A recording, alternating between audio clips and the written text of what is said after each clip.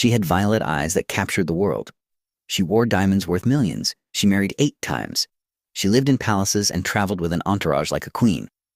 Elizabeth Taylor was not just a movie star. She was royalty in Hollywood. But living like a queen comes with a price. And Elizabeth Taylor paid that price in ways that shocked the world. This is the story of how one of the greatest stars in Hollywood history fell from grace, struggled with addiction, and fought to rebuild her life. This is the story of Elizabeth Taylor's downfall. To understand Elizabeth Taylor's fall, we must first understand how high she climbed.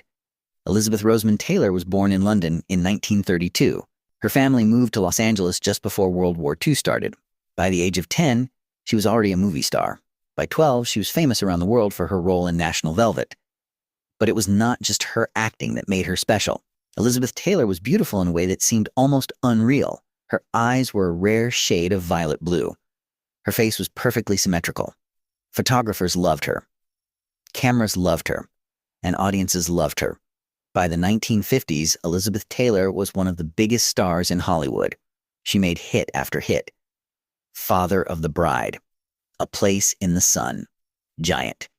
Every movie was successful. Every appearance caused a sensation. In 1963, Cleopatra was released. It was the most expensive movie ever made at that time. It cost over $44 million. That would be about $400 million today. Elizabeth Taylor played the Egyptian queen. She was paid $1 million, making her the highest paid actress in history at that time. The production was chaotic. It took years to film.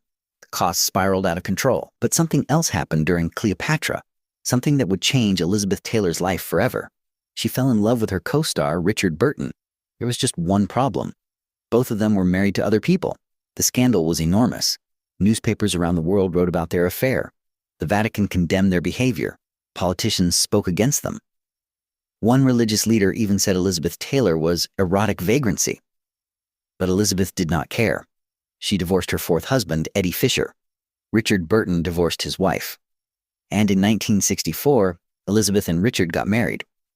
This was the moment when Elizabeth Taylor stopped being just a movie star. She became something else. She became a celebrity who lived for headlines, for drama, for excess. Elizabeth and Richard lived like no other couple in the world. They bought yachts. They bought private jets. They stayed in the most expensive hotel suites. They threw parties that lasted for days. Richard bought Elizabeth jewelry that cost millions. The most famous was the Taylor Burton diamond, a 69-carat diamond that cost over $1 million in 1969. Today, it would cost about $8 million. Elizabeth collected jewelry like some people collect stamps. She had emeralds from Bulgaria, rubies from India, pearls that once belonged to queens. She said that jewelry made her feel important, loved, and secure. But the excess was not just about money. It was about everything. Elizabeth and Richard drank heavily. They fought constantly. They would scream at each other in public. Then they would make up and buy each other expensive gifts. Their relationship was passionate, destructive, and completely out of control. They made movies together, but most of them were not very good. Critics said they were more interested in their lifestyle than their craft. The public was fascinated by their drama, but they were not impressed by their work. In 1974, Elizabeth and Richard divorced. The whole world was shocked. But just 16 months later, they got married again. And then, in 1976, they divorced again. This time for good. The fairy tale was over. And Elizabeth Taylor's real problems were just beginning. By the late 1970s, Elizabeth Taylor's life was falling apart. She had been in pain for years. During her career, she had many accidents on movie sets. She fell off horses. She hurt her back. She had chronic pain that never went away. Doctors gave her painkillers, strong painkillers, pills like Percodan, Demerol, and other opioids. Elizabeth became addicted. She also drank alcohol heavily. She mixed alcohol with pills, which is extremely dangerous. Her weight went up and down dramatically. She would gain 30 or 40 pounds, then lose it, then gain it back again. Her movie career was dying. In the 1960s, she was one of the most sought-after actresses in the world. By the 1980s, she could barely get work. When she did work, she was often unprofessional. She showed up late to sets. Sometimes she did not show up at all. She forgot her lines. She seemed confused and disoriented. The woman who had been one of the most beautiful and talented actresses in the world was now a tabloid joke. Magazines published cruel photos of her looking overweight and sick. Comedians made jokes about her appearance and her many marriages. In 1981, Elizabeth married for the 7th time to a politician named John Warner. She tried to be a good political wife. She attended events. She smiled for cameras. But she was miserable. She was still addicted to pills and alcohol. The marriage lasted only until 1982. Elizabeth Taylor, the Queen of Hollywood, had hit rock bottom. By 1983, Elizabeth's friends were terrified. They could see she was killing herself. She was taking up to 35 pills a day. She mixed sleeping pills, painkillers, and tranquilizers. She washed them down with alcohol. Her speech was slurred. Her movements were slow. She looked confused and lost. Her daughter, Liza Todd, was especially worried. She was just a teenager, but she could see her mother was in serious trouble. Elizabeth's friends decided to intervene. They staged what is called an intervention. This is when loved ones confront someone about their addiction and ask them to get help. At first, Elizabeth was angry. She denied she had a problem. She said she could stop any time she wanted. She said everyone was overreacting. But deep down, Elizabeth knew the truth. She was an addict, and she was going to die if she did not get help. In December 1983, Elizabeth Taylor checked herself into the Betty Ford Center, a famous rehabilitation clinic in California. She was 51 years old. This was a huge moment. Elizabeth Taylor was one of the first major celebrities to publicly admit she had an addiction problem and seek treatment. At that time, addiction was very stigmatized. People saw it as a moral failing, not a disease. Many celebrities hid their addictions and suffered in silence. But Elizabeth was brave. She admitted her problem to the world. And she worked hard to get better. Rehabilitation was not easy for Elizabeth Taylor. At the Betty Ford Center, she had to follow strict rules. She had to wake up early. She had to make her own bed. She had to attend group therapy sessions where she talked about her feelings and her addiction with other patients, some of whom did not even know who she was. For a woman who had lived like royalty her entire life, this was a shock. But it was exactly what she needed. Elizabeth stayed at Betty Ford for 7 weeks. She learned about addiction. She learned coping strategies.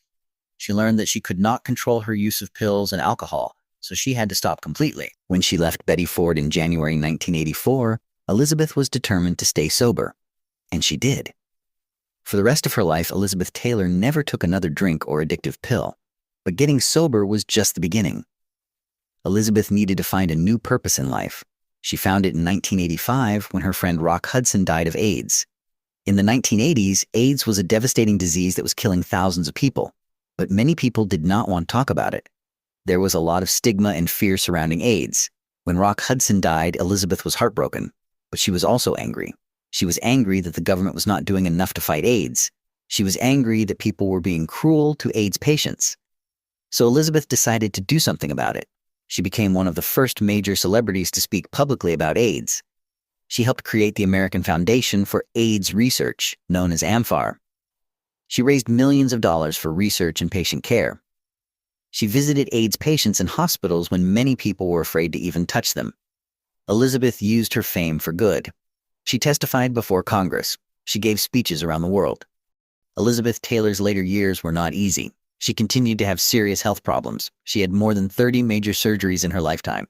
She had hip replacements. She had back surgeries. She had a benign brain tumor removed. In 2009, she had heart surgery. Her body had been through so much trauma over the years. The accidents on movie sets, the addictions, the yo-yo dieting, the stress. It all took a toll. She also married one more time in 1991 to a construction worker named Larry Fortensky. They met at the Betty Ford Center when Elizabeth went back for treatment for addiction to painkillers after a surgery. The marriage lasted until 1996, making it her 8th and final marriage. But through it all, Elizabeth remained sober. And she remained committed to her AIDS activism. She also made peace with her past. She wrote books about her life. She spoke honestly about her mistakes, her addictions, and her struggles.